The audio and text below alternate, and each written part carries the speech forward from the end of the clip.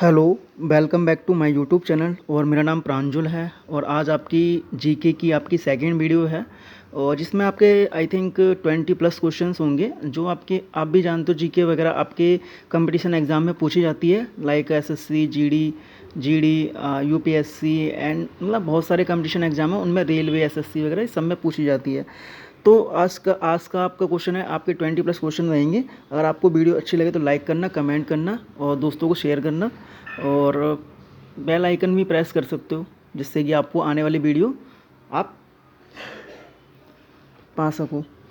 आपका first question है आपका आपका आप अच्छा, ये कल 10 क्वेश्चन कराए थे वो उसी के बाद के ही क्वेश्चन शुरू हो गए इसमें। इसमें पहला क्वेश्चन, इसमें आपका क्वेश्चन है, निम्नलिखित में किस प्रदेश में विधान परिषद नहीं है?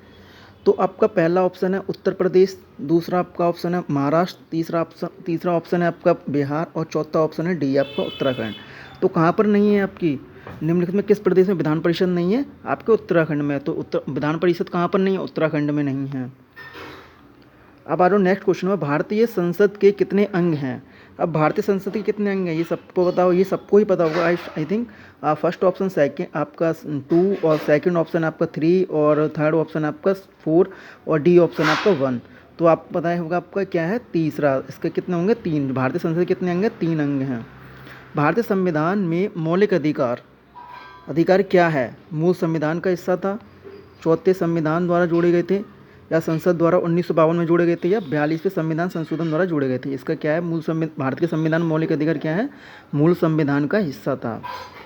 अब आ जाओ नेक्स्ट क्वेश्चन पर, संविधान का कौन सा अंश भारत के नागरिकों को आर्थिक न्याय प्रदान करने का संकेत करता है? पहला ऑप्शन राज्य के नीति निर्देशक तत्व, दूसरा मौलिक अधिकार, तीसरा प्रस्तावना और आपका चौथा उपयुक्त सभी। तो आपके क्या है जो मतलब संविधान को जो भारत के नागरिकों को आर्थिक न्याय प्रदान करने का संकेत करता है? राज्य के नीति निर्देशक तत्व। ओके, अब नेक्स्ट क्वेश्चन पर आ जाओ। भारत में एकल नागरिकता की अवधारणा अपनाई गई है?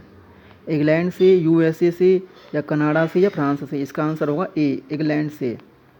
भारतीय संविधान में कितनी भाषाएं क्षेत्रीय भाषाओं के रूप में मान्यता प्राप्त है? इसका आंसर होगा 22, ऑप्शन डी।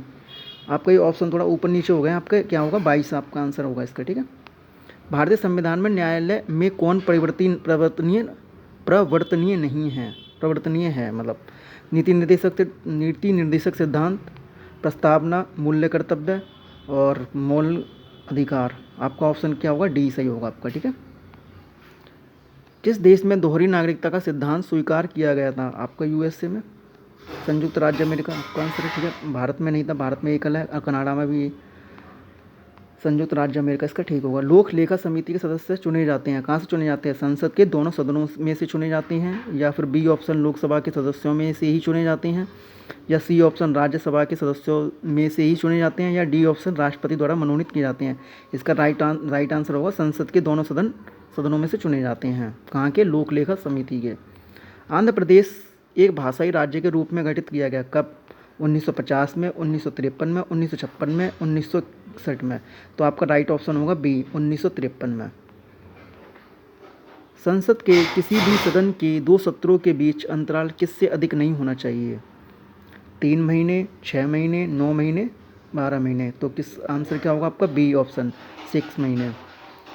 52वें संविधान संशोधन अधिनियम द्वारा 1985 ईस्वी में कौन सी अनुसूची भारतीय संविधान में शामिल की गई? आपकी फर्स्ट ऑप्शन है 9वीं और सेकंड ऑप्शन है 10वीं और 11 आपका सी 11वीं और डी आपका ऑप्शन है 12वीं। तो क्या आंसर होगा? 10वीं आपकी। प्रधानमंत्री की नियुक्ति राष्ट्रपति करता है, यह किस अनुच्छेद में वर्णित है? आर्टिकल 61 में, आर्टिकल 70 में, आर्टिकल 75 में, आर्टिकल 85 में? तो आर्टिकल 75 में, 75 राइट ऑप्शन। भारत के उपराष्ट्रपति के पद पर लगातार 2 बार कौन रहा था? डॉक्टर एस सर्वपल्ली राधाकृष्ण और श्री आर वेंकटरमण, या फिर C option doctor Shankar Dayal Sharma, या फिर डी ऑप्शन श्री बी गिरी?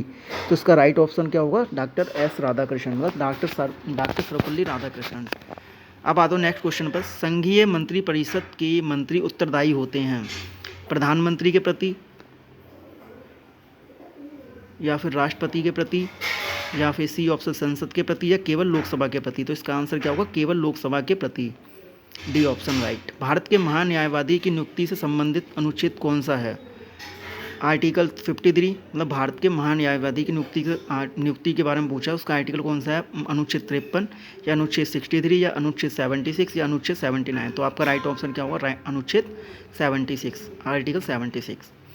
कौन सा अनुच्छेद संसद के 2 अधिवेशनों के बीच 6 माह के अंतराल की अनिवार्यता का उल्लेख करता है? जैसे हमने क्वेश्चन पढ़ा था ना कि संसद में 6 महीने से ज़्यादा अंतराल नहीं होना चाहिए, तो इसमें अधिवेशनों के बीच 6 माह के अंतराल की अनिवार्यता को दर्शाता है आर्टिकल 81, आर्टिकल 82, आर्टिकल 83, आर्टिकल 85। तो राइट ऑप्शन क्या होगा? Article 85, D option. वह राज्य जहाँ विधान परिषद नहीं है। पहला ऑप्शन है आपका उत्तर प्रदेश, दूसरा ऑप्शन है आपका महाराष्ट्र, तीसरा ऑप्शन है आपका कर्नाटक और डी ऑप्शन है आपका तमिलनाडु। तो क्या आएगा आंसर आपका? D option, D is right. लोक लेखा समिति में लोकसभा एवं राज्यसभा के क्रमश कितने सदस्य होते हैं? आपके लोकसभा में 15 होते हैं और आपके राज्यसभा से 10 होते हैं। ठीक है, डी ऑप्शन राइट आंसर आपका।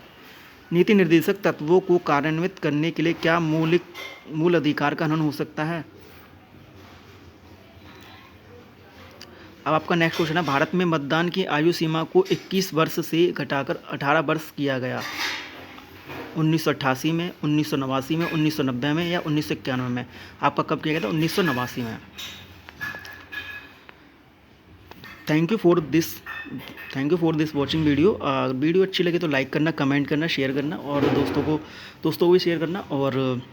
और ऐसी वीडियो पाने के लिए आप चैनल को सब्सक्राइब कर सकते हो और बेल आइकन को प्रेस कर सकते हो। Thank you for watching this video.